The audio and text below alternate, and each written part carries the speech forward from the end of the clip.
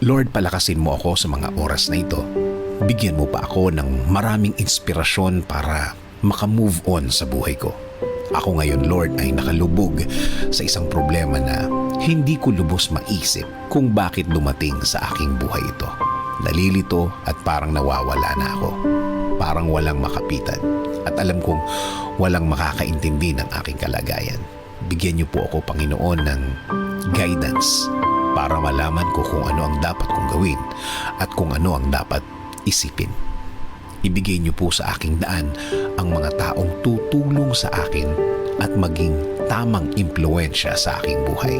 Taong nakareceive na din ng inyong pagpapala at ng inyong guidance at patuloy na nabubuhay ng tama na ayon sa inyong kalooban, Panginoon. Huwag niyo pong hayaan din na grabing maapektuhan ang aking pamilya. Spare them from hurt. Patuloy niyo po silang protektahan. Patuloy niyo po silang i-lead sa tama at patuloy niyo silang alagaan, Lord. Alam ko, Lord, na nakikita niyo ang aking kalagayan.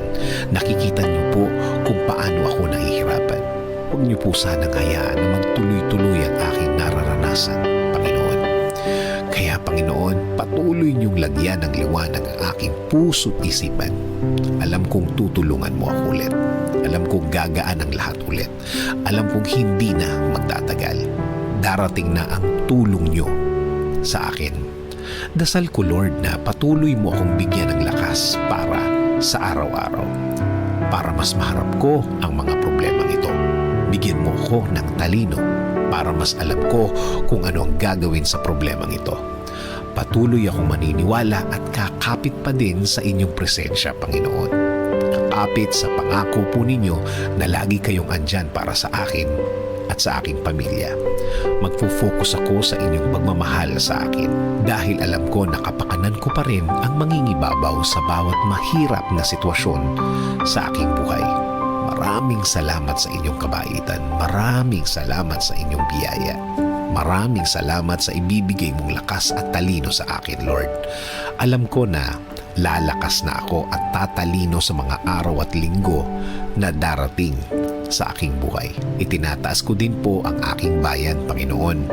Bigyan niyo po ng guidance at inspirasyon ang Pilipinas at mga Pilipino ngayon dito po sa aming bayan at mga Pilipino sa ibang bansa.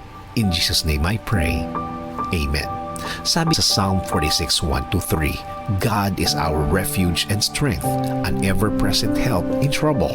Therefore, we will not fear, though the earth give way and the mountains fall into the heart of the sea, though its waters roar and foam and the mountains quake with their surging.